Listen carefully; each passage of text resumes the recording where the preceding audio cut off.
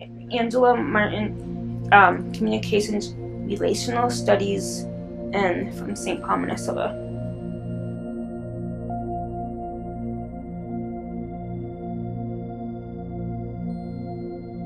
I've had to overcome lots of obstacles, whether it be like physical health issues or mental illness issues. There's always some kind of issue that I'm dealing with.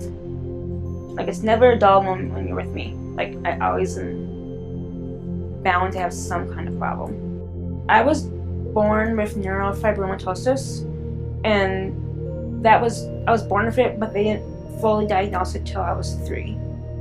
And that's basically like tumors on the nerves, which could cause lots of like pain and stuff. By age 6, I understood that going to the doctor was going to be no normal thing and that kind of stuff.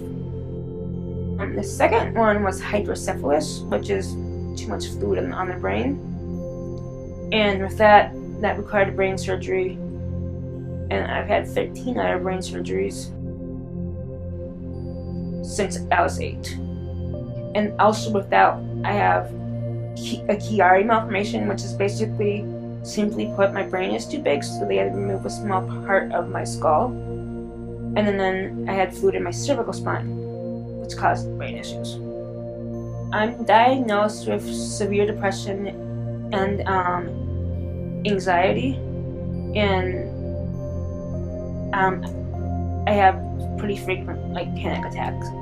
Actually, I'm kind of in that kind of a state like lately.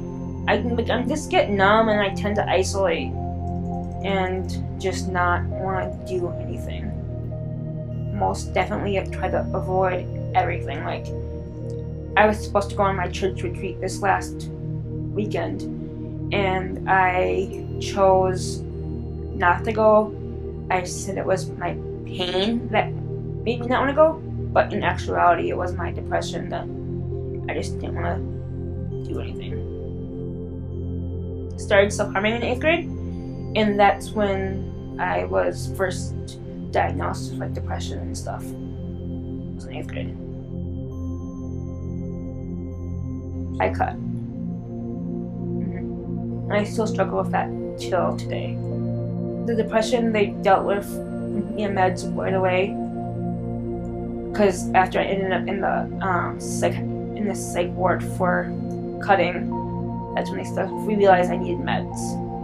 And because I'm already on so many meds for other issues, they really tried to do like therapy or do other kinds of things to help me.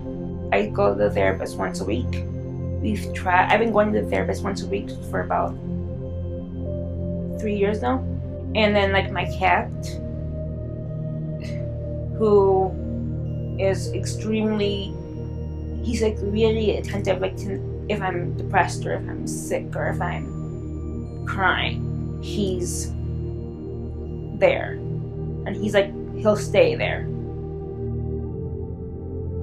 I know what it's like to either have to hide or to want to hide who you really are, just because you're scared how people are going to react. And I want people who are, dealing with depression or anxiety or self-harm or any of those things to like not be afraid to get help, because once you do get help, it doesn't just disappear when you get better.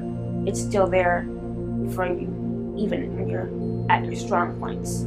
And I've always been someone that stands up for like people who aren't willing to like do it themselves.